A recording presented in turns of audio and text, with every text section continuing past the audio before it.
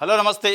ఈరోజు ఏపీ వార్తాపత్రికలో వచ్చిన వార్తలు, ఆ వార్తల వెనుకున్న వాస్తవాలు విశ్లేషణ చేసే ప్రయత్నం చేద్దాం. ముందుగా ఆంధ్రజ్యోతి పేపర్లో ఆంధ్రజ్యోతి ఎండి గారు వేమూరు రాధాకృష్ణ ప్రతి సండే కొత్త పలుకు అని పలుకుతూ ఉంటారు. ఆ కొత్త పలుకులో ఈ వారం పలికిన పలుకుల్లో లోకేష్ చేతలే జవాబు చెప్పాలట. అంటే లోకేష్ గారు, నారా లోకేష్ గారు తెలుగుదేశం పార్టీ వర్కింగ్ ప్రెసిడెంట్గా నియామకమయ్యారు.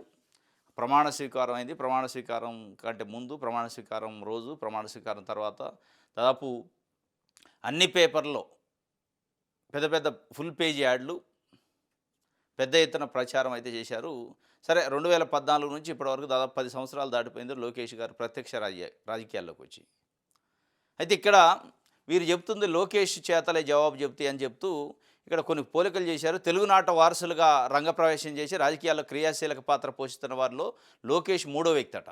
అధినాయకుల వారసులైనప్పటికీ కార్యకర్తలు, ప్రజలతో మమేకమయ్యే వారికే ఆదరణ ఉంటుందని చెప్పి వారు ఒక వార్తని, అంటే ఒక విశ్లేషణ చెప్పారు. తెలుగునాట మూడో వారసుడట లోకేష్ గారు. మిగతా ఇద్దరు ఎవరు అనేది చెప్తాను, దాంట్లో రాశారు, చెప్తా. అసలు ఇక్కడ ఏం రాశారు అంటే, ఒక ప్రాంతీయ పార్టీ 3 తరాల నాయకత్వంలో సజీవంగా పరిపుష్టంగా ఉండటం ఆషామాషి కాదు. ద్రవిడ పార్టీల తర్వాత అంత సుదీర్ఘ చరిత్ర ఉన్న ప్రాంతీయ పార్టీగా తెలుగుదేశం పార్టీ నిలబడింది. రాష్ట్రం విడిపోయినా విభజిత ఆంధ్రప్రదేశ్కు మాత్రమే పరిమితమైన తెలుగుదేశం పార్టీ తన ప్రస్థానాన్ని అప్రతిహితంగా కొనసాగిస్తుంది. తెలంగాణలో పార్టీ పటిష్టంగా లేకపోయినా ఓటర్లు మాత్రం ఉన్నారు. పార్టీ వర్కింగ్ ప్రెసిడెంట్గా నియమితుడైన లోకేష్ చేతికి భవిష్యత్తులో పార్టీ పగ్గాలు అందుతాయి. ఎన్టీఆర్ హయాంతో పోలిస్తే ఇప్పుడు రాజకీయాల నిర్వచనమే మారిపోయింది. పెద్ద మనిషి తరహా రాజకీయాలకు కాలం చెల్లింది. జగన్మోహన్ రెడ్డి వంటి వారి ప్రవేశంతో రాజకీయాల స్వరూపమే మారిపోయిందట. జగన్మోహన్ రెడ్డి గారు లాంటి రాజకీయ నాయకుడు వచ్చిన తర్వాత స్వరూపం మారిపోయిందంటే మరి అది నెగిటివా, పాజిటివా? ఇక అంటే వారు వారు చెప్పే దాంట్లో చెప్తున్నారు. చంద్రబాబు ఆచితూచి నిర్ణయాలు తీసుకోవడం ఈ తరం తెలుగుదేశం పార్టీ శ్రేణులకు రుచించడం లేదు. నాయకుడి నిర్ణయాలు, చర్యలు వేగంగా ఉండాలని వారు కోరుకుంటున్నారు. రాజకీయాల్లో ఓర్పు అవసరమని మర్చిపోతున్నారు. కంటికి కన్ను, పంటికి పన్ను సిద్ధాంతాన్ని అమలు చేయాలని వారు ఆశిస్తున్నారు. ఎన్టీఆర్ తర్వాత పార్టీ భవిష్యత్తు ఏమిటి అన్న సందేహాలను చంద్రబాబు పటాపంచలం చేశారు. ఇప్పుడు చంద్రబాబు తర్వాత అని ఎదురయ్యే ఈ తరహా సందేహాలకు చంద్రబాబు క్రియాశీలకంగా ఉన్నప్పుడే లోకేష్ తన చేతల ద్వారా సమాధానం ఇవ్వాల్సి ఉంటుంది. ప్రస్తుతానికి తనలో పరిణితి వచ్చిందని నమ్మకం కలిగించడంలో మాత్రం లోకేష్ సక్సెస్ అయ్యారు. పాత తరాన్ని, నవతరాన్ని కలుపుకొని పోవాల్సిన బాధ్యత లోకేష్ పైన ఉందట. చంద్రబాబు తర్వాత, అంటే ఎన్టీ రామారావు తర్వాత ఎట్లా తెలుగుదేశం పార్టీ పరిస్థితి అని ప్రశ్న వచ్చిందంటే ఆ ప్రశ్న రాలే. ఇది అబద్ధం. ప్రశ్న రాకతలకే తెలుగుదేశం పార్టీని చంద్రబాబు నాయుడు గారు గుంజుకున్నారు, ముఖ్యమంత్రి పదవిని గుంజుకున్నారు అనేది బయట ప్రచారము. తెలుగుదేశం పార్టీ అప్పటి అధ్యక్షుడు, వ్యవస్థాపక అధ్యక్షుడు ఎన్టీ రామారావు గారు డైరెక్ట్గా చెప్పారు, నాకు నమ్మక ద్రోహం చేసిండు, వెనుపోటు పొడిచిండు. ఈరోజు చంద్రబాబు నాయుడు గారు తర్వాత తెలుగుదేశం పార్టీ పరిస్థితి ఏందనే దానికి మళ్ళా లోకేష్ గారు వచ్చారని ఒక వారసత్వ రాజకీయాల గురించి రాస్తూ పొగిడే కార్యక్రమం. 3 తరాల పైగా ఉన్న పార్టీ ఇదని చెప్పారు. సరే, వాస్తవంగా ఉన్నది. 3 తరాలకు పైగా ప్రాంతీయ పార్టీలో ద్రవిడ పార్టీల తర్వాత ఉన్న చరిత్ర ఉంది. ఇది ఒక భాగం అయితే వారు చెబుతుంది జగన్మోహన్ రెడ్డి గారు లాంటి వ్యక్తులు రాజకీయాల్లోకి వచ్చాక రాజకీయాలు మారిపోయినాయట. జగన్మోహన్ రెడ్డి గారు లాంటి వ్యక్తులు వచ్చిన తర్వాత రాజకీయాలు మారటానికి అంటే మీరు పోలిక జగన్మోహన్ రెడ్డి గారికి, లోకేష్కి, జగన్మోహన్ రెడ్డి గారికి కేటీఆర్కి, లోకేష్కి 3 తరాలు. అంటే అది కేటీఆర్ ఒక తరం, ముగ్గురు తెలుగునాట వారసులుగా వచ్చిన వాళ్ళు, జగన్మోహన్ రెడ్డి ఒకళ్ళు, లోకేష్ ఒకళ్ళు అని చెబుతారు. అసలు లోకేష్ గారు రాజకీయాలకి, లోకేష్ గారు వారసత్వానికి, జగన్మోహన్ రెడ్డి గారు వారసత్వానికి సంబంధం లేదు. లోకేష్ గారు పవర్లో ఉన్నప్పుడు, వాళ్ళ నాయన పవర్లో ఉన్నప్పుడు 2014 రాజకీయాల్లోకి వచ్చిండు, ఎమ్మెల్సీ అయ్యిండు, మంత్రి అయ్యిండు. దాని తర్వాత అపోజిషన్లో ఉండు. దాని తర్వాత 2019 నుంచి 24 మధ్యలో అపోజిషన్ తర్వాత ఇప్పుడు మళ్ళా పవర్లో ఉన్నారు. కానీ జగన్మోహన్ రెడ్డి గారి పరిస్థితి వేరు. జగన్మోహన్ రెడ్డి గారు వారి తండ్రి వైఎస్ రాజశేఖర రెడ్డి గారు రాజకీయాల్లో ఉన్నప్పుడు ప్రత్యక్షంగా ఏ రోజు రాజకీయాల్లో లేడు. 2009లో అంటే రాజశేఖర రెడ్డి గారు ఇక మృతి చెందుతూ కొన్ని నెలల ముందు అనంగా ఎన్నికలు జరిగినాయి. సాధారణ ఎన్నికల్లో కడప ఎంపీ అయ్యిండు. అంతకుముందు ఎక్కడ ప్రత్యక్షంగా ఎమ్మెల్సీ కానీ, ఎంపీ కానీ, ఎమ్మెల్యే కానీ చేయలే. ఎక్కడ గవర్నమెంటు పదవులలో లేరు. ఒకసారి ఎంపీ అయిన తర్వాత ఎంపీ అయ్యి కాస్త ఇట్లా రాజకీయాల్లోకి ఎంట్రీ అవుతుండలేదు, తండ్రి మరణం. దాని తర్వాత వారంతా ఎదురైతాయి. అప్పుడున్న యూపీఏ గవర్నమెంట్తో విభేదాలు, యూపీఏ గవర్నమెంట్ పైన ఎదురీత, పోరాటం, జైలుకు పంపటం, వాళ్ళు మళ్ళీ బయటకు వచ్చి కొత్త పార్టీ పెట్టడం, జగన్మోహన్ రెడ్డి గారి నేపథ్యం వేరు. జగన్మోహన్ రెడ్డి గారు కొత్త పార్టీతోనే ఎస్టాబ్లిష్ అయ్యిండు. రాజశేఖర రెడ్డి ఉన్న పార్టీ కాంగ్రెస్ పార్టీలో లేడు. ఆ కాంగ్రెస్ పార్టీ నుంచి వారసత్వంగా పదవులు తీసుకోలే ఆయన. వారు వైఎస్ఆర్‌సీపీ అని ఒక పార్టీ పెట్టి మొత్తం అంటే పునాది నుంచి కన్‌స్ట్రక్షన్ చేసుకుంటూ వచ్చాడు. ఈరోజు లోకేష్ గారి పరిస్థితి వేరు. కట్టిన పొయ్యి పెట్టిన పొయ్యి కట్టినీళ్ళు. అంతా రెడీగా ఉంది. పార్టీ రెడీగా ఉంది. ప్రభుత్వం రెడీగా ఉంది. కార్యకర్తలు రెడీగా ఉన్నారు. మొత్తం వాళ్ళ చేతికి అప్పజెప్పి లోకేష్ గారుకి కింద మీరు పనిచేయండి అని నాయకత్వాన్ని అప్పజెప్పే పరిస్థితి చంద్రబాబు నాయుడు గారు దగ్గరుండి దాదాపు 10 సంవత్సరాలుగా ప్రోత్సహిస్తూ ఉన్నారు. అయినా కానీ జగన్మోహన్ రెడ్డి గారు స్థాయిలో ఎలివేషన్ కానీ జగన్మోహన్ రెడ్డి స్థాయిలో ఒక మాసు వేవ్ కానీ వచ్చే పరిస్థితి ఇప్పటికీ కనిపించలేదు. ఒక క్లాస్ లీడరు లోకేష్ గారు అడ్మినిస్ట్రేషన్ చేసిన దాంట్లో క్లాసు అంటే ఒక సోషల్ మీడియా హ్యాండిలింగ్ కానీ కార్పొరేట్స్ తరహా పాలిటిక్స్ చేయడానికి పనికి వస్తారు తప్ప జగన్మోహన్ రెడ్డి చేసిన పద్ధతిలో సొంతంగా నిలదొక్కుని ఆ స్థాయిలో దాదాపు 16 నెలల పాటు జైల్లో పెట్టినా కానీ ఎక్కడ మొక్కవు అనే దీక్షతోని పార్టీ పెట్టి పార్టీని మళ్ళా ప్రధాన ప్రతిపక్షంగా తీసుకొచ్చి 2014లో ఇంకొక నేపథ్యం ఉంది. జగన్మోహన్ రెడ్డి గారు ఎదురీతలు అంటే ఎంత క్లిష్టమైన పరిస్థితులు అంటే 2012లో పార్టీ పెట్టినప్పుడు ఆయన పార్టీ పెడుతుంటే ఒకవైపు తెలంగాణ ఉద్యమం, రాష్ట్రాన్ని చీల్చాలని ఉద్యమం, అదొక అసలు అప్పటికే ఎగ్జిస్టింగ్గా ఉన్న తెలుగుదేశం పార్టీ లాంటి పార్టీలకి చంద్రబాబు నాయుడు గారు లాంటి నాయకుడికే చాలా క్లిష్టమైన పరిస్థితి. ఏం చేయాలో తెలియని పరిస్థితి ఉద్యమం. ఆ ఉద్యమం పరిస్థితుల్లోనే వారికి జైలు, ఈడీలు, సిబిఐలు, ఐటీలు అదొక గొడవ. అయినా కానీ ఎక్కడా కూడా మొక్కవోని దీక్షతోని మరి అది కార్యకర్తలను హ్యాండిల్ చేయడం కానీ ఎందుకంటే తండ్రి లేడు కదా, తండ్రి లేడు, చాలా ఇబ్బందికరమైన పరిస్థితి, జైళ్ళు, కేసులు, ఇంకొక వైపు ఉద్యమం, కొత్త పార్టీ, ఉప ఎన్నికలు, నిలదొక్కోవటం, క్యాడర్ను కాపాడుకోవటం, వారిని నమ్మి మళ్ళీ నాయకులు వచ్చి జాయిన్ కావటం, ఇదంతా చాలా అంత ఈజీ కాదు. ఇప్పుడు లోకేష్ గారికి కానీ జగన్మోహన్ రెడ్డి గారికి కానీ కేటీఆర్తో పోల్చినప్పుడు జగన్మోహన్ రెడ్డి గారి నేపథ్యం వేరు, చరిత్ర వేరు. చరిత్ర చెప్తుంది మనకిది. లోకేష్ గారికి జగన్మోహన్ రెడ్డి గారికి పోలిక చేసినప్పుడు చరిత్ర చెబుతున్న నిజాలు ఇవి కళ్ళ ముందు కనపడుతున్నాయి. ఇది వేమూరు రాధాకృష్ణ గారు ఒప్పుకోడు. ఏమంటాడు, జగన్మోహన్ రెడ్డి గారు రాజకీయాల్లోకి వచ్చాక అసలు రాజకీయ విలువలే మారిపోయినాడు. ఏం మారినాయి? ఒక మాస్ వేవ్ లీడరు అని చెప్పి జనాలు అనుకోవట్లే.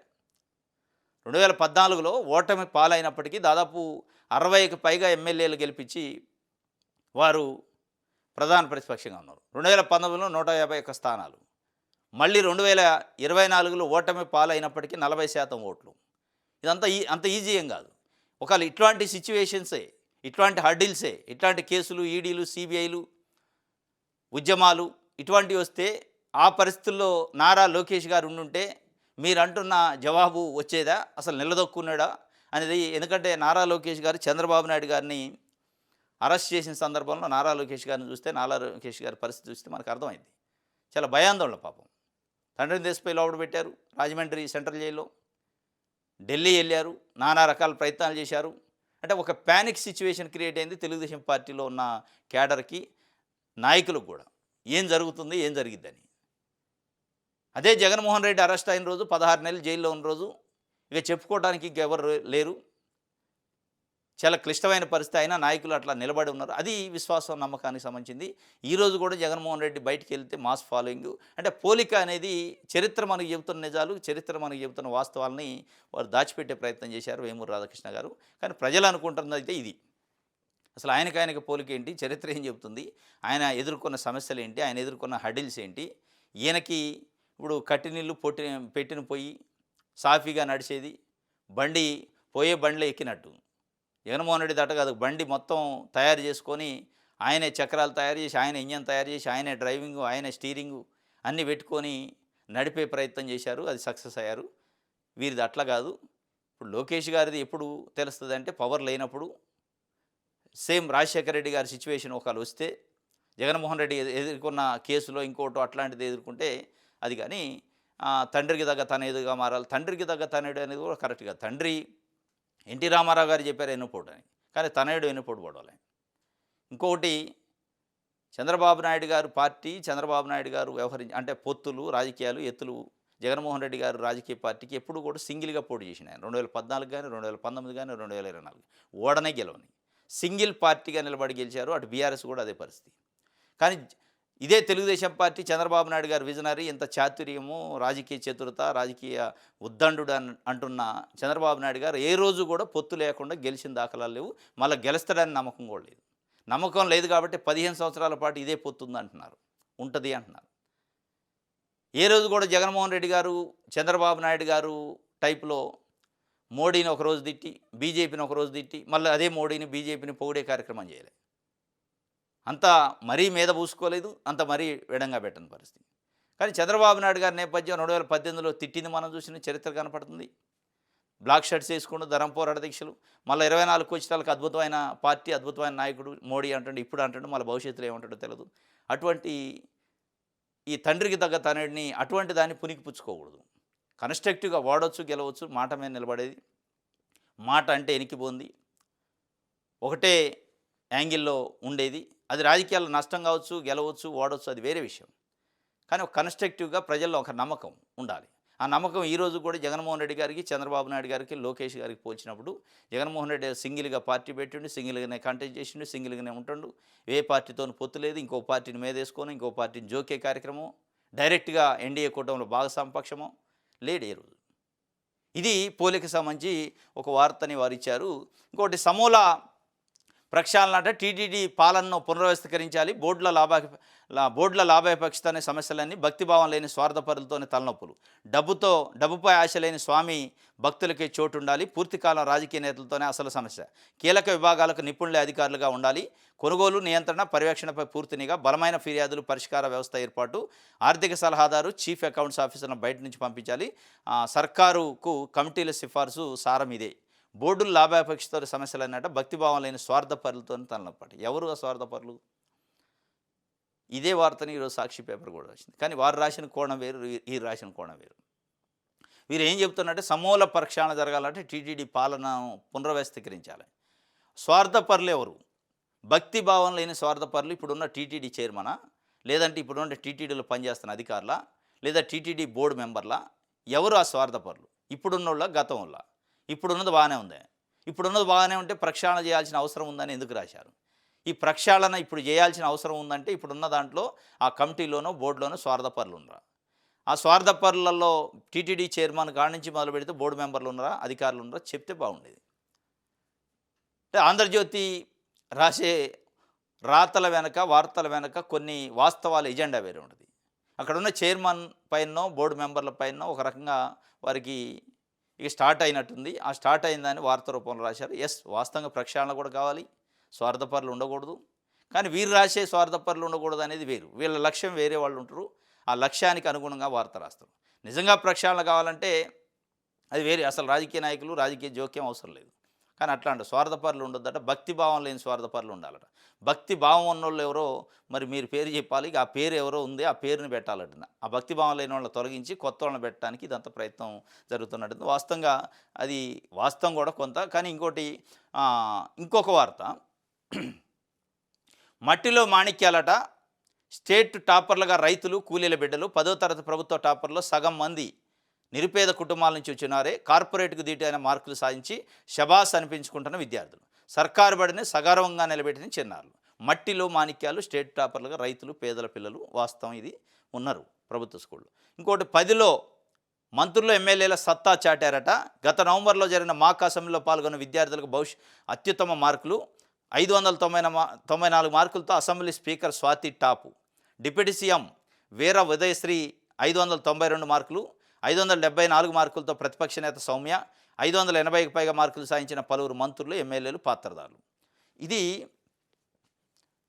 ఒక్క నిమిషం, ఇది వార్త 10లో మంత్రులు, ఎమ్మెల్యేల సత్తా అంటే ఇప్పుడు పనిచేస్తున్న వాస్తవ మంత్రులు కాదు. వీళ్ళు మాక్ అసెంబ్లీ నిర్వహించారు. అక్కడ అసెంబ్లీ ఒకటి చేసి speaker, deputy speaker, CM, deputy CM, ప్రతిపక్ష నాయకుడు, వీళ్ళల్లో స్పీకర్ పాత్ర పోషించిన స్వాతికి 594 వస్తే 592 డిప్యూటీ సీఎంకి వచ్చినాయి, 571 ప్రధాన ప్రతిపక్ష నేతకు వచ్చినాయి.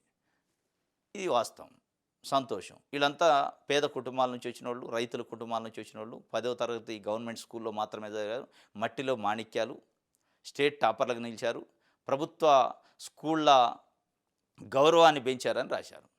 మరి ఇక్కడ స్పీకర్లు, డిప్యూటీ సీఎంలు, ప్రతిపక్ష నాయకులు, మంత్రులు, ఎమ్మెల్యేలు 10లో మంచి మార్కులు వచ్చినాయి, సంతోషం. ఇప్పుడు వాస్తవంగా పనిచేస్తున్న అసెంబ్లీలో ఉన్న స్పీకర్ కుటుంబ సభ్యుల పిల్లలో, లేదా డిప్యూటీ సీఎం కుటుంబ సభ్యుల పిల్లలో, విద్యాశాఖ మంత్రి కుటుంబ సభ్యులు వాళ్ళ పిల్లలో నిజంగానే ఈ మట్టిలో మాణిక్యాలు చదివే స్కూళ్ళల్లో చదువుతారా? ఇంత పెద్ద గొప్పగా వార్తలు రాశారు కదా! చదివే అవకాశం ఉందా? చాలా అద్భుతంగా సగౌరవంగా ఈ సర్కారు బడుల పరువును నిలబెట్టారు కదా! అక్కడ మన ఎమ్మెల్యేల పిల్లలు, ఎంపీల పిల్లలు, ఎమ్మెల్సీల పిల్లలు, మంత్రుల పిల్లలు, స్పీకరు, డిప్యూటీ స్పీకరు, ముఖ్యమంత్రి, డిప్యూటీ సీఎం, వాళ్ళ కుటుంబ సభ్యులు, వాళ్ళ పిల్లలు ఎందుకు చదవరు? ఎవరిని మోసం చేస్తారు ఈ మట్టిలో మాణిక్యాలు, అద్భుతాలు అని చెప్పి? నిజంగానే అద్భుతాలు ఉంటే అక్కడ జాయిన్ కావాలి కదా! ఇక ఇక్కడ ఈ అద్భుతం అన్నాడు కదా, ఇదే ఆంధ్రజ్యోతి. ఇక చూడండి యాడ్. శ్రీ గోస్ట్ లైట్స్ అట. ఇంకోటి ఏంది ఇది? ఇక చూడండి ఎన్ని పేజీలు, ఫుల్ పేజ్ యాడ్లు. నారాయణ విద్యా సంస్థలు, నారాయణ మెడికల్ అకాడమీ తెలుగు రాష్ట్రాల బెస్ట్ మార్కులతో ఉందట. సౌత్ ఇండియాలోనే ఇగో నారాయణ రెండో ఫుల్ పేజీ యాడ్లు. ఇదేంటిది? శ్రీ చైతన్య అనుకోండి, శ్రీ చైతన్య. వీళ్ళ గొప్పల గురించి యాడ్ ఎత్తి 4 పేజీలు. అక్కడ పోయి మట్టిలో మాణిక్యాలు, ఎమ్మెల్యేలు, మంత్రులు మంచి మార్కులు సాధించారు. అంటే మీడియా ఎంత దరిద్రంగా తయారైందంటే, ఒకవైపు యాడ్లు కావాలి, యాడ్ల కోసం నారాయణ శ్రీ చైతన్యాన్ని లేపాలి, పోవడాలి, లక్షల కోట్ల రూపాయలు యాడ్లు రావాలి.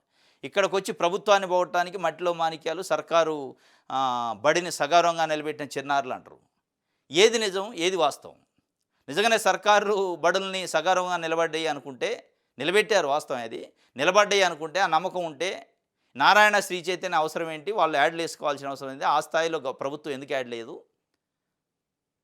అక్కడేమో 4-5 పేజీల ఫుల్ పేజీ యాడ్లు పైన పెడతావు, కింద వచ్చి మట్టిలో మాణిక్యాలంటావు. ఈ కంపారిజన్ ఏంటి? అంటే ఎవరిని మోసం చేస్తున్నారు? అంటే పేదోళ్ళు ఎప్పుడు ప్రభుత్వ స్కూల్లోనే చదవాలి, పెద్దోళ్ళు డబ్బులు ఉన్నోళ్ళు పైన ఉన్న యాడ్లో ఉన్న స్కూళ్ళల్లో చదవాలి, కార్పొరేట్ స్కూల్లో చదవాలని మీరే చెప్తారు. మీరే మళ్ళీ మట్టిలో మాణిక్యం అంటారు. ఈ కంపారిజను, ఈ వివక్ష పోవాలి. కానీ వారు రాసే వార్తలు అట్లా ఉన్నాయి. ఇగో కింద మళ్ళీ ఫుల్ పేజీ యాడ్లు చాలా ఉన్నాయి, 1 కాదు 2 కాదు. ఇది ఈనాడు, ఆంధ్రజ్యోతి అన్ని పేపర్లో ఇచ్చారు యాడ్లు. కానీ వీరేం మట్టిలో మాణిక్యాలని కాస్త పొగిడే కార్యక్రమం చేశారు. సాక్షి పేపర్ చూద్దాం. చూడండి మొత్తం ఫుల్ పేజీ. స్వామికే శటగోపం, అయినోళ్లకు కోట్ల ప్రసాదం, ఆలయాల సొమ్మును యథేచ్ఛగా కొల్లగొడుతున్న సర్కారు పెద్దలు. ప్రభుత్వ పెద్ద బంధువు సంస్థకు 7 ఆలయాల పారిశుద్ధ్య పనులు 2 ఏళ్లలో 100 కోట్లు చెల్లించేలా ఒప్పందం. టెండర్ నిబంధనలు అనుకూలంగా మార్చి ఏడాది క్రితమే కట్టబెట్టిన ఇప్పుడు అదే సంస్థకు మరో 15 ఆలయాలు అప్పగించేందుకు రంగం సిద్ధం.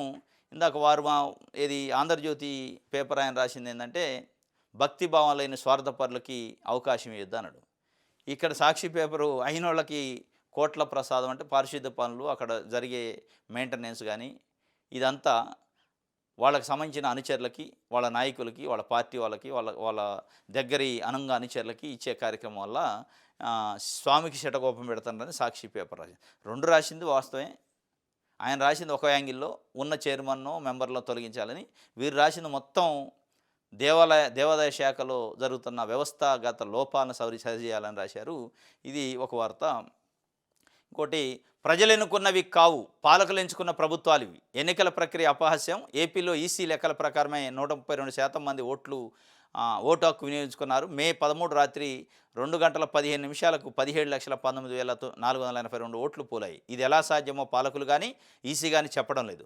పౌరుడిని చంపకుండా పౌరసత్వాన్ని చంపడం ఎస్ఐఆర్. ప్రముఖ రాజకీయ విశ్లేషకులు పరకాల ప్రభాకరు నిన్న ఒక సెమినార్లో మాట్లాడుతూ, ఈ ప్రభుత్వాలు అంటే కేంద్రం కానీ రాష్ట్ర ప్రభుత్వం కానీ ప్రజలు ఎన్నుకున్న ప్రభుత్వాలు కావు, పాలకులు ఎన్నుకున్న ప్రభుత్వాలు. ఇంకా పాలకులు కంటే కూడా ఈవీఎంలు ఎన్నుకున్న ప్రభుత్వాలా అనే ఒక చర్చ కూడా జరుగుతుంది. మే 13, 2024 అర్ధరాత్రి 2 గంటల 15 నిమిషాలకి 17 లక్షల పైచిలకు ఓట్లు నమోదు. ఎట్లా సాధ్యమైంది అనేది ఈ రోజు వరకు ఎలక్షన్ కమిషన్ ఆఫ్ ఇండియా కానీ ప్రభుత్వం కానీ చెప్పలే, ప్రభుత్వంలోని అధినేతలు కానీ చెప్పట్లే. Election commission of India announce చేసిన ఓట్ల లెక్కల శాతం, పోలింగ్ శాతం పట్టి చూస్తే 132% ఓట్లు పోలైనట. ఎట్లా అయితే 100 మంది ఓట్లు 100 ఉంటే 132 మంది ఓటు వేసినట్టు లెక్క. ఎక్కడి నుంచి వచ్చారా 32? ఎట్లా వస్తారు అనేది లెక్క లేదు ఇంతవరకు. 100% పెంచవు కదా ఓట్ల పోలింగ్ శాతం. 132% వచ్చినట్టు వాళ్ళు చెప్తున్న లెక్కల ప్రకారం. దానికి ఈ దేశం సమాధానం చెప్పదు, వ్యవస్థ సమాధానం చెప్పదు, ఎలక్షన్ కమిషన్ ఆఫ్ ఇండియా అసలే సమాధానం చెప్పదు. ఏది కూడా దాపరికం, ఏది కూడా గుట్టు, ఈ గుట్టు వెనక దాపరికం వెనక జరుగుతున్న దాష్టికం ఏంటి, ఇది ప్రజాస్వామ్యం ప్రజల ఒపీనియన్కి విలువిస్తుందా అనే ఒక చర్చ అయితే పెద్ద ఎత్తున జరుగుతుంది. అయినా కానీ ఎలక్షన్ కమిషన్ తీరులో కానీ ప్రభుత్వాల తీరులో ఎక్కడా మార్పు లేదు. మన కుర్చీని ఫదిలంగా కాపాడుకోవడానికి ఏ విలువలకు తిలోదకాలు ఇచ్చినా పర్లేదు అని చెప్పి ఉండే పరిస్థితికి వచ్చింది. రైట్, ఇది ఒక వార్త. ప్రజాశక్తి చూద్దాం. రైట్, ఆదాయంపై ఆందోళన, తొలి మాసంలో నిరాశ, ఆశించిన స్థాయిలో పెరిగిన వసూళ్లు, కొత్త తరహా విధానాలకు ఆలోచన, ఆస్తుల స్వాధీనము, బ్యాంక్ ఖాతాల స్తమానంపై దృష్టి. ఆంధ్రప్రదేశ్ ఆదాయంపైన ఆందోళన ఉంది వాస్తవంగా. నిన్న కూడా పేపర్లో వచ్చింది. జిఎస్టీ 2.75% తగ్గింది ఆంధ్రప్రదేశ్లో. గత ఆర్థిక సంవత్సరంలో ఏప్రిల్ నెలతో పోలిస్తే ఈ ఆర్థిక సంవత్సరంలో ఏప్రిల్లో జిఎస్టీ వసూళ్లు పడిపోయినాయి. అట్ ద సేమ్ టైం పక్క రాష్ట్రాలతో పోల్చుకుంటే విపరీతంగా పెరిగినాయి. తెలంగాణలో 35% పెరిగింది గత సంవత్సరంతో పోల్చుకుంటే. మన కర్ణాటకలో అయితే ఇంకా ఎక్కువ పెరిగింది. మొత్తం దేశవ్యాప్తంగా జిఎస్టీ వసూళ్లలో topest state Karnataka, second topest state Telangana. ఈ రెండు కూడా ఎన్డీఏ కూటమిలో భాగస్వామ్య పక్షం కాదు. ఈ రెండు రాష్ట్రాలు కూడా లక్షల కోట్ల పెట్టుబడులు తెచ్చినామని చెప్పట్లే, విజనరీ వికాసం వైపు వెళ్తుందని చెప్పట్లే. వాళ్ళు చెప్పేది వాళ్ళు నార్మల్గా చెప్తున్నారు. వీళ్ళ ప్రచారం వీళ్ళ పనికి సంబంధం లేకుండా అయింది. ఆంధ్రప్రదేశ్లో ఎక్కడ లేని హైపు అయిపోయింది. వచ్చినాయి లక్షల కోట్లు, వచ్చినాయి అంటున్నారు. ఎడిపోయింది మరి. ఆ జిఎస్టీ ఎందుకు వసూలు కావట్లే? లక్షల కోట్ల పెట్టుబడులు వచ్చిన తర్వాత, లక్షల కోట్లకు సంబంధించిన కంపెనీలు ఏర్పడ్డాక, గ్రౌండింగ్ అయిన తర్వాత ఎక్కడ పోతుంది జిఎస్టీ? వచ్చే ట్యాక్స్లు ఇవి వాస్తవా, అది అబద్ధమా అనేది ఇప్పుడు ఒక చర్చ, ఆందోళన కలిగిస్తుంది. ఆదాయము ఇది ఆంధ్రప్రదేశ్ అభివృద్ధి పైన కూడా ప్రభావం పడే అవకాశం ఉంది. మామిడి ధర పతనం, దిక్కుతోచని స్థితిలో రైతులు. మామిడి ధర పతనమైంది, దిక్కుతోచని స్థితిలో రైతులు. రాష్ట్రం కానీ కేంద్ర ప్రభుత్వం కానీ డబుల్ ఇంజిన్ సర్కారు స్పందించదు. ఎప్పుడు స్పందిస్తుంది అంటే మళ్ళీ మామిడి రైతులు వెళ్ళి రోడ్లపైన పారబోసిన రోజు ఒక లేఖ రాస్తాడు ఎర్రంనాయుడు గారు కానీ చంద్రబాబు నాయుడు గారు కేంద్ర ప్రభుత్వానికి. ఇగో దిక్కుతోచని రబీ రైతుల పరిస్థితి కూడా అయింది. ఒడ్లు మొక్కజొన్నలు పండించిన రైతులు కళ్ళాల్లో పోసుకొని 15 నుంచి 20 రోజుల నుంచి వెయిట్ చేస్తున్న పరిస్థితి.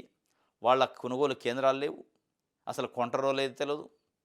ప్రైవేటు వ్యాపారులు ఇబ్బడిముబ్బడిగా దోపిడీ చేస్తున్నారు. దాదాపు 3,500 కోట్ల రూపాయల నష్టం రైతులకి ఈరోజు. పదే ప్రభుత్వం ఏం చెప్పింది? డబుల్ ఇంజిన్ సర్కారు బుల్లెట్ స్పీడ్తో దూసుకుపోతుంది, అసలు దీన్ని అందుకోలేరు, అత్యుత్తమమైన సహకారం కేంద్ర ప్రభుత్వం నుంచి అంటున్నారు. కేంద్ర ప్రభుత్వం ప్రకటించిన మినిమం సపోర్ట్ ప్రైసు మొక్కజొన్నలకు 2,400, వడ్లకి ఒక రేటు కేటాయించారు. ఆ రేటుని డిమాండ్ చేసి సాధించుకోవాల్సిన అవసరం ఈ రెండు రాష్ట్ర ప్రభుత్వం పైన ఉంది. వీళ్ళు నోరు తెరవరు, మాట్లాడరు, వాళ్ళు ఇవ్వరు. ఆ డిఫరెన్స్ ప్రైస్ను కూడా ఇచ్చే ఒక స్కీమ్ పెట్టారు, అది లేదు.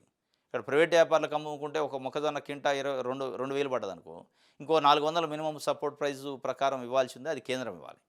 ఇది ఏది చేయకుండా వీళ్ళు పొద్దున్న లేస్తే వేల కోట్లు, లక్షల కోట్ల పెట్టుబడులు వచ్చినాయి. ఆ సంస్థను తెచ్చిన, ఈ సంస్థను తెచ్చిన, నాది క్రెడిట్ అని మాట్లాడుకోవటం, ప్రచారం చేసుకోవడం తప్ప వాస్తవంగా 70% పైగా ఉన్న ఈ రాష్ట్రంలో రైతాంగానికి సంబంధించిన సమస్య ఉంటే మాట్లాడేటోడు లేడు. బెస్ట్ రిఫార్మర్ అవార్డు వచ్చింది, బిజినెస్ రిఫార్మర్ అవార్డు అని చెప్పి అవార్డుకు సంబంధించిన విందులు, వినోదాలు, అవార్డుకు సంబంధించి మళ్ళీ యాడ్లు, ప్రచారము, పబ్లిసిటీ తప్ప మరి ఇక్కడ ఏంది పరిస్థితి? వాళ్ళు అగమ్య గోచరం, దిక్కుదోచని స్థితిలో రబీ రైతులు. మొక్కజొన్న రైతుకు లేఖలతోనే కంటి తుడుపు, పట్టించుకొని కేంద్రం నిమ్మక నీరెత్తినట్టు రాష్ట్రము. పెరిగిన సాగు అంచనాల్లో యంత్రాంగం విఫలం, అన్నదాతకు 3,000 కోట్ల మేర నష్టమట. ఇది ఒక వార్తని విషయాలు అందరూ ఇచ్చింది. రైట్,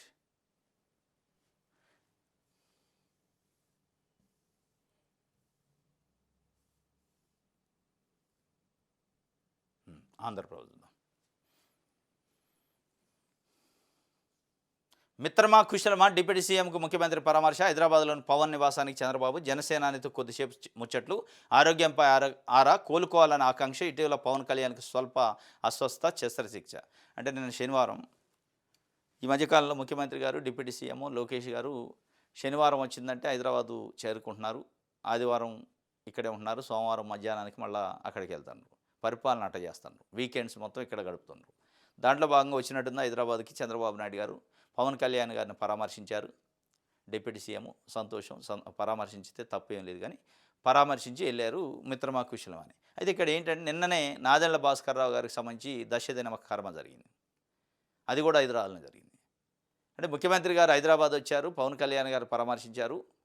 వాళ్ళ క్యాబినెట్‌లో ఉన్న మంత్రి నాదెండ్ల మనోహర్ గారికి సంబంధించిన వాళ్ళ తండ్రి, మాజీ ముఖ్యమంత్రి నాదెండ్ల భాస్కర్‌రావు గారు దిన కర్మ జరిగింది. మరి ఎళ్ళలేనట్టుంది. ఎళ్తే పేపర్‌లో వచ్చేది. మరి ఎందుకు ఎళ్ళలేదు? నాదెండ్ల భాస్కర్‌రావు గారు చంద్రబాబు నాయుడు గారి గురించి కొన్ని ఇంటర్వ్యూల్లో చేసిన కొన్ని వ్యాఖ్యల వారికి ఏమైనా పొరపచాలున్నాయా? తెలవదు గానీ వెళ్ళని పరిస్థితి. ఇదైతే మిత్రమా, కుశలమా అని చెప్పి ఒక వార్తని ఇచ్చారు. రైట్. ఇది ఆంధ్రప్రభకు సంబంధించి. ఇది ఈరోజు న్యూస్ అనాలిసిస్. రేపు తాజా వార్తలతో తిరిగి కలుసుకుందాం. Thank you.